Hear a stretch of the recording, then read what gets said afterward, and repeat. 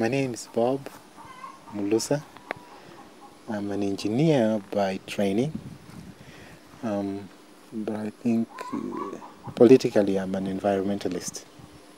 That's what I spend most of my time doing now, advocating for betterment of environment, especially in Vihiga. Now, the question about where the trees came from, it's got a long history, but I guess you'd have to read one of my books. It's good. I grew up in Kikuyu, Kikuyu campus, of University of Nairobi, Kikuyu campus. Then went to school at Alliance. And it was so funny that once you walk into Alliance, the lawns were so clean and so beautiful. And you'd feel like you're in a different world. So my home wouldn't be too far, but I would be like, I'm far away, It's just that feeling. And I think from there we used to do a little bit of tree planting and everything to keep the place clean. But when it struck me again was when I went to school at Howard University. And when I moved in, Howard University is built in a funny place in DC because you have to walk through the slums. You get off the train and walk through the slums. So you're walking through very dirty places. Then you get to the school again and it's very clean. And what the new president was doing was he was working on the grounds. Because it was important that when people get to university, they get a picture of a good environmental picture outside green. And I think that may have stuck in my mind a little bit. Before anything good about an institution, the grounds have to tell you something good about it. And then,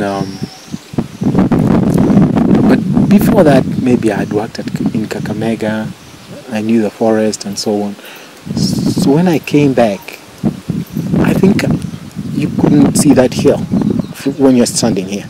That was all trees. But when I came back, there was nothing. And then I was trying to buy these fruits, and I used to have to go to Kisumu to buy pawpaws, which used to be available. They used to fall from the trees practically. So now I took those seeds and started planting pawpaws. And then I think just from talking to guys on Facebook, I got connected with people who are passionate about the forest. Though I think I already loved Wangari Maathai, but I have to mention Professor Namwamba, who's a forester, and then Musamula Patrick, who also is a forester and was passionate about the Vihiga forest. So the things just started rolling, and it just looked different because all the trees I left here had disappeared. So I just started building the nursery and of the indigenous trees, out of no reason whatsoever. And then I went down to one school and I saw this one old tree which was more than 100 years old, and you knew this tree couldn't have been planted alone. So I gave them some trees, and I think from there we started moving, and then we ended up organizing to get to the forest and plant. But all these other guys plus Shiribwa came in with his bamboo, and the work of bringing people who had an idea that could be the same thing worked out very well from a digital platform like Facebook. And it just kept going from there. If you look at this road right here, for example, when I came in, this was a mad road. You couldn't drive on this because once it rains, there's no car that could pass on there. It's because of the soil. Gets too sticky, and nobody thinks about what is going on. And many people think that you should build, for example, culverts to get the water running. No, you have to slow the water down and bring it back to the land. Just very basic things, And I struggled trying to fix the road with my own muscle, and then later on they came and dug it up. But those were some of the things which were troubling. That we had reached a certain point in the 70s and 80s. And then when you come back, you find all these infrastructure had disappeared, had deteriorated. I couldn't drive from here to Kakamega. There was no road whatsoever. There was not a road at all. I used to try to drive down to Bungoma and so on. The state of the road was bad. It wasn't just the road alone. I think somewhere in the back of my mind I could see even the whole forest had been destroyed. And so I thought maybe we could start from there. I grew up in Kikuyu, right in Thogoto, where we had the mission, the PCA mission.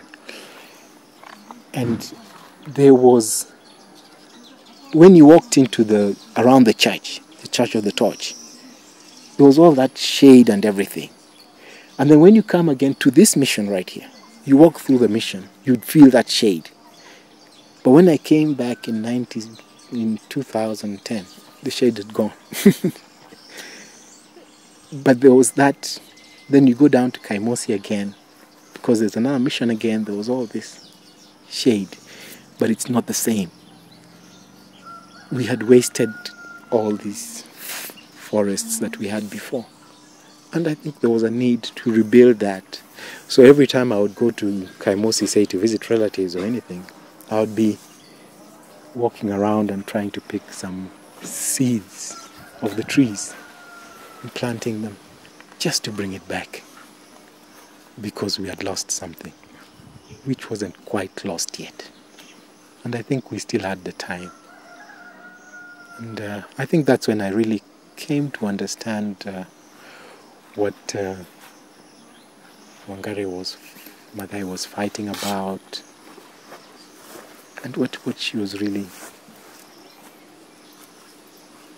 at war with. It was a very big war, and people didn't understand. The tree you plant has more value than just being a tree. It was normal when I was growing up here, the few times I was here, for kids to walk from the primary school. They don't quite get home because there is no lunch at home. Pick an avocado, eat it, and go back to school.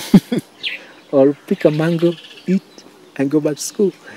So if we could get the trees right in the schools, hey, we've killed two birds with one stone. Food sustainability. Yeah, they'll have had their lunch. And because it's unfortunate that still, up till today, you find Kenyans who cannot afford to give their kids lunch. It's true. And you can intervene by buying sacks of maize, like the governors do. And the maize gets spoiled and stuff like that, and it's overpriced, and there's a lot of problems with it. Or you can go down and put a real solution to it. And the kids really enjoy. They make it look like a game. They enjoy going through the exercise of planting the trees and all that it entails. So there is no opposition to it. But sometimes it's just a matter of, once they see, okay, they have done it, and let's do it, and it will keep just building itself up. So we will not have, at the end of the day, to say, visit all the schools in the district.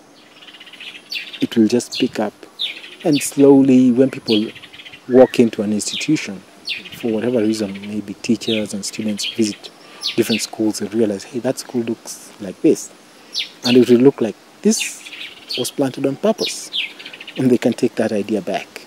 Every time you feel like you're tired, somebody comes back and somehow encourages you, or just says, this is wonderful.